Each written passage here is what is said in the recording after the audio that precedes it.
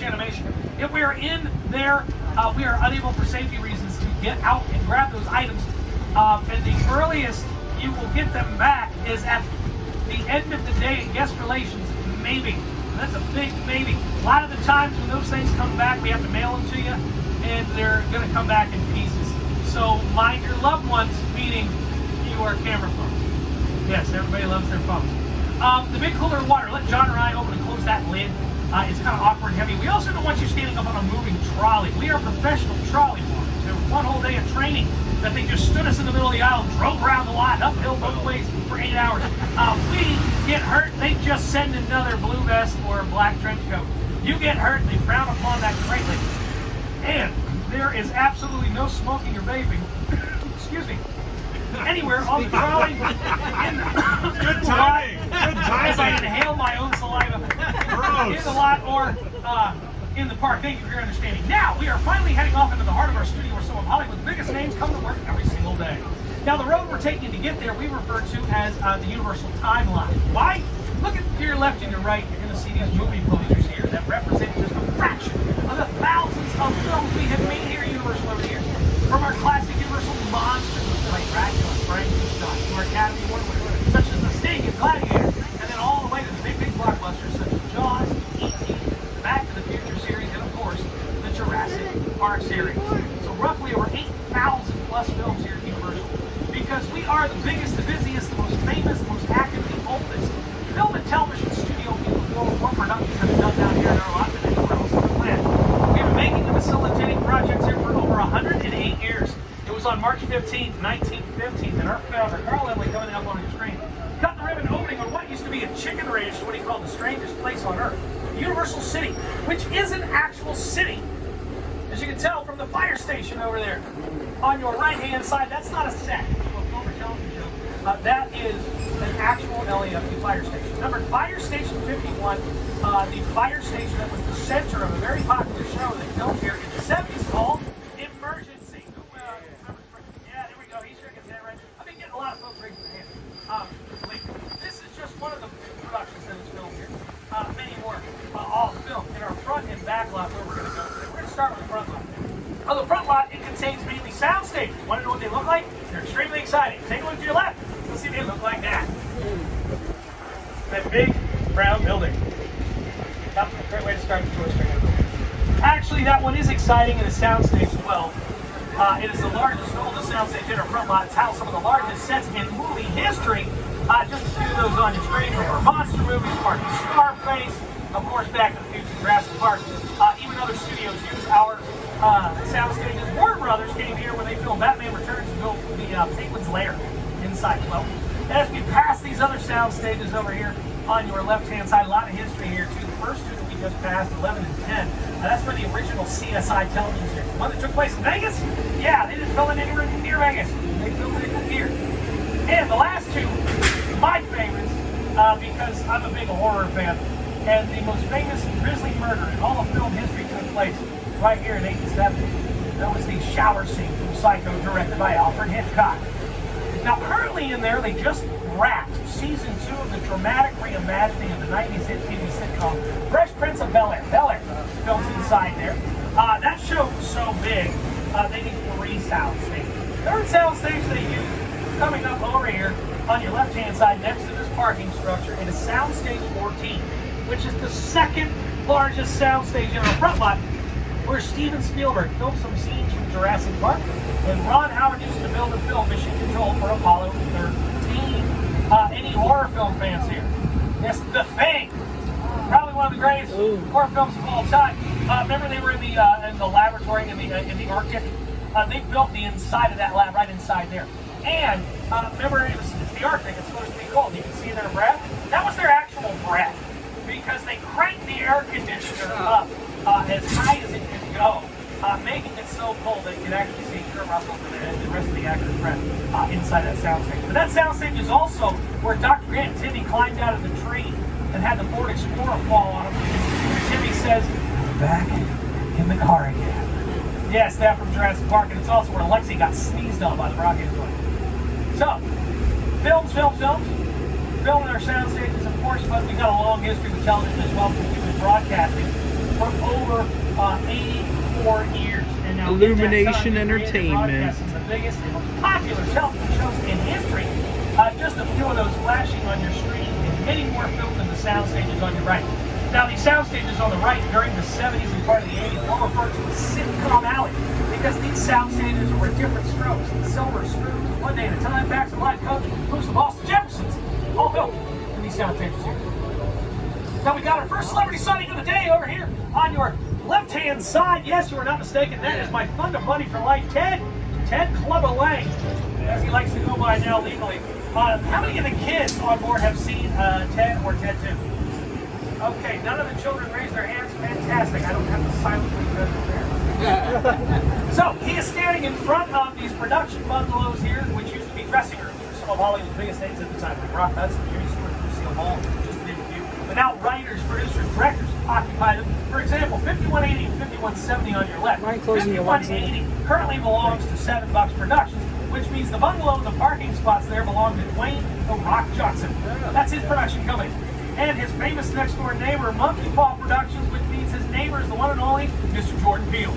Jordan Peele has pulled a hat trick for Universal with Get Out, Us, and Yo. And he got a lot of his inspiration from the person who occupied the most famous of our bungalows, 5195 there on the left. Look at that silhouette, the brown dot. That is the one and only Mr.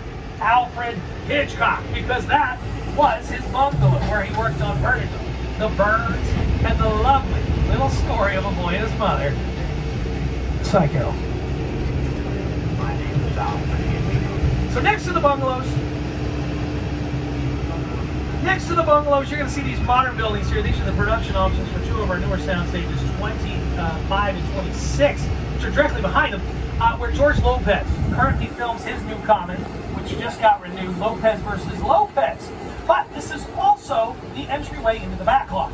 So the front lot, sound stages film mostly interiors, the insides of the places. We'll talk a little bit more about sound stages later on.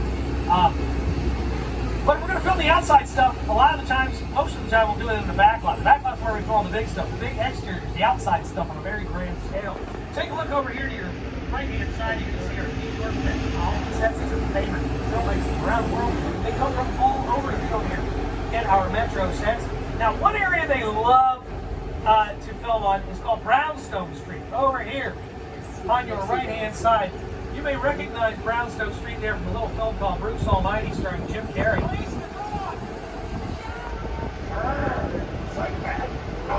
So right there, those stairs, that's where they filmed it. Now, this is how versatile these are. Which stairs? What if I also told you that Brownstones there were the outside of Those Jeffrey stairs. McAllister's Aunt and Uncle's place in Home Alone 2, Lost in New York? I don't see Yes, the one that was under construction. That the sticky bandits showed up and went chasing as he was dropping bricks on them from the roof. They weren't anywhere near New York. It wasn't filmed in the winter. It was filmed here in July. That sector. Now that residential area brings us to the small town of our big city area, the area known as Courthouse Square. You probably already recognize it as Hill Valley from Back to the Future. Now, I'm not going to talk too much about this area right here because later on, John, we've got a special, this is going to be one special stop that we're going to be able to make. So anybody wants to go get photos from the courthouse, you can. And John will tell you a little bit more about the area once we get here. But you're going to notice these all look like buildings, they all look like houses, they all look like stores. They're not. They're not any of those things. These aren't real buildings. They're structures, but they're not buildings. They're what we call facades, practicals, and shells. Facade means false front. They only build the fronts and the sides of the structures, only what the camera needs to see. You walk through most of the doorways here, and you're going to see that they lead to absolutely nowhere. They just go out the other side. Now, some of them are shells, meaning they look like they're finished on the outside, but there's nothing on the inside. Just support beams and stairs to go up to the windows so we can dress those windows to make it look like there is life going on. You never see the inside of every building or structure that a character passes in a film or television show. But you still have to go and put things in the front of those windows to make it look like there's things going on. For example, this area here, who's watching the all-new Quantum Leap? the continuation of the old series. Not one hand went up, you were missing out. Episode 1 takes place, he leaps, this is about, it's just like the original premise, man leaping through time into different places and cities to right what once went wrong. The very first episode, the very first leap, Raymond Lee, in the series, leaps into the body of somebody in 1985 Philadelphia. They weren't anywhere near Philadelphia when they filmed that. They filmed that here. They went and put stuff on the marquees. For example, the theater that we just passed had a marquee that said double feature, Goonies and St. Elmo's Fire. For any of you who remember, yes, it was a double feature of those two films. They had cassette and VHS stores all lined in the front. Now, he didn't go into any of those places in the episode, but we needed to make it look like that there were still things going on. Now, sometimes we can go in them, and we might use a practical set. See this piece on the corner of the redwood right here? That is a practical set. That means there's a larger interior room and filmmakers can film on the inside and outside. Much more convenient. They can save more space and seamlessly move it down without having to go and drag all that equipment to the sound. You got a hold for sound, you lose a little bit, but the convenience of being able to stay in one spot, really good. Now, other studios use our area here as well. For example, we just passed that theater over on your left-hand side and across the street from it. You're going to have to look back, but you will see this black building with the black marble pillars. Right over there. You may recognize both of these from a little film called Spider-Man 2, starring Tobey Maguire and Kirsten Dunst. Spider-Man 2, do you remember when Peter Parker and Mary Jane broke up after he missed her performance of The Importance of Being Earnest? That theater that the show was going on at was actually right there. That's where they broke up. Now later on in the film, across town, somewhere in a completely different place in the city, they're having lunch together. And they're having this conversation at the bar, the restaurant, and then all of a sudden Peter's spidey sense goes off and he grabs Mary Jane and Doc Ock has appeared and he's thrown a car through the front window. That bar restaurant is the black building with the marble pillars right there. See that black building Two completely different areas of the city within the story. However, in reality, they both were filmed right here. Now, why would they come here to go and film those segments instead of just being on location in New York? Because you can't go to New York and start throwing cars through buildings. You just can't do it. You can't dig holes in the street like they did when they filmed part of the Blues Brothers here in our Metro sets. If anybody remembers the Blues Brothers, Pinto falling out of the sky and makes the big hole, and then all the squad cars and everything were flying over and dropping into the hole. Yeah, they dug that hole here. They filmed that segment here. All they have to do is establish that they are in Chicago and then do close-ups of the area here. You don't know that they're not in Chicago. And you can't do special effects like that in big cities. It's dangerous. It takes a lot of time, it takes a lot of money, and it's very, very dangerous. Here we can control that environment, which is exactly what they did for Transformers. Starring Shia LaBeouf and Megan Fox, the Battle of LA happened right here on this street. Michael Bay wanted to film in downtown LA, and downtown LA was all for it until they heard what he wanted to do. They asked him what he wanted to do, and he basically told them, in not so many words, I want to blow everything up. Because if you've ever seen a Michael Bay movie, he likes to blow everything up. They said he can't do that. He was in a pinch. Where'd he come? He came here. They went and built facades right in front of our facades so we wouldn't damage ours. And he put pyrotechnics on them and then connected them to sensors all the way down the curve. All the way down the curve. So when Shia LaBeouf crossed one of those sensors while they were filming, it would cause the pyrotechnics to go off about 40 or 50 feet behind him and blow everything out into the middle of the street. So that scene where he's protecting the Allspark, running down, everything's blowing up, that was all filmed right here. Now, and if something goes, you're always going to want more than one take, correct? I mean, something that big, you're going to want a few. Here, you can do that. You can go back and do it all over again. Take the time you need to reset, go back to one, as we say, and blow those up. Because these aren't real buildings.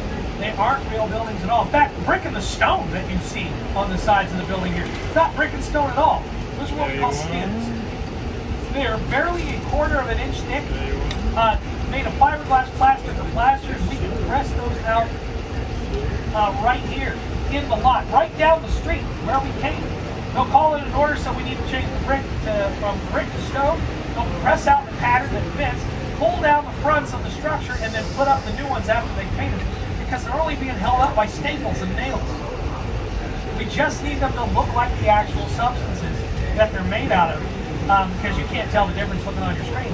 It's much cheaper. It's much easier to change than working with real brick and real stone and real cement. All right, folks, it looks like we're going to be leaving the full concrete jungle of the big city behind, because it is now time to head on out to the prehistoric jungle of Skull Island, home to the legendary eighth wonder of the world, King Kong. Here's Sir Peter Jackson.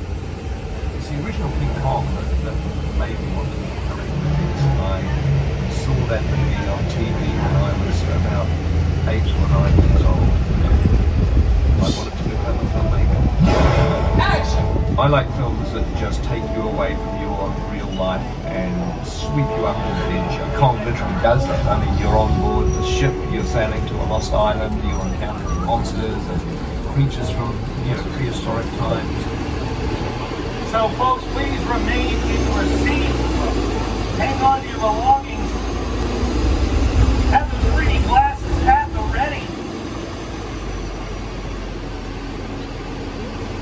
As we are about to return to Skull Island.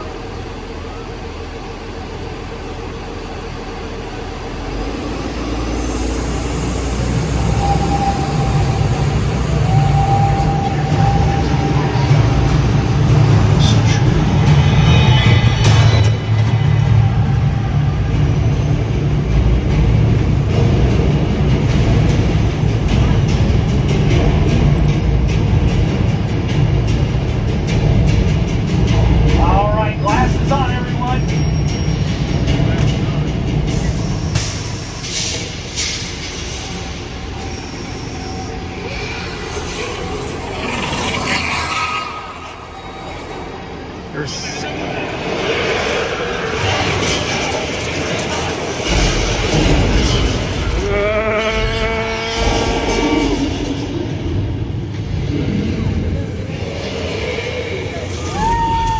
It's a Tyrannosaurus!